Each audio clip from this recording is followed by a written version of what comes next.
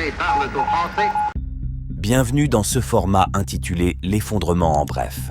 Plongeons directement dans les actualités chaudes du moment pour tenter d'y voir plus clair sur les événements en cours sur le plan international. Voici le développement des 24 dernières heures.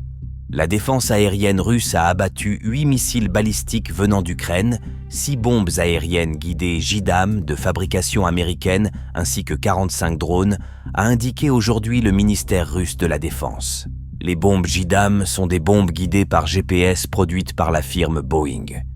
L'Ukraine a de nouveau tiré des missiles longue portée Attack-MS, selon plusieurs sources ukrainiennes. Les missiles se sont abattus pour la première fois sur une base militaire. C'est l'aérodrome de Kalino qui était visé, a confirmé une source russe.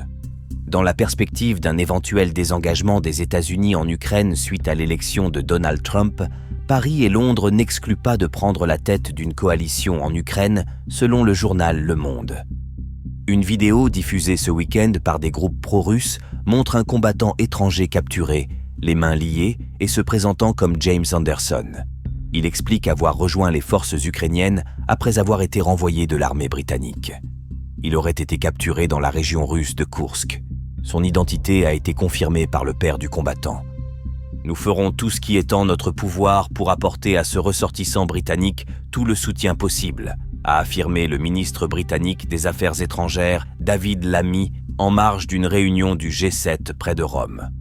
Les autorités allemandes ont annoncé être en train de répertorier bunkers et abris où la population pourrait trouver refuge en cas d'attaque, souhaitant augmenter leur nombre dans un contexte de tensions accrues avec la Russie. Tous les bâtiments, propriétés privées comprises, qui pourraient servir d'abri, tels que les caves, les garages et les stations de métro sont en train d'être inventoriés, a déclaré un porte-parole du ministère allemand de l'Intérieur lors d'un point presse régulier à Berlin.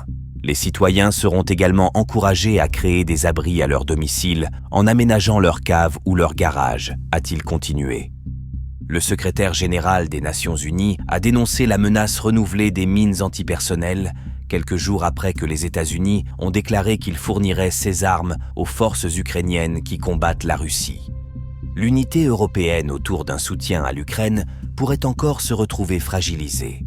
En pleine élection présidentielle, un candidat pro-russe, Călin Georgescu, a créé la surprise en Roumanie en arrivant en tête du premier tour, devant le Premier ministre pro-européen Marcel Ciolacu. Fin de transmission.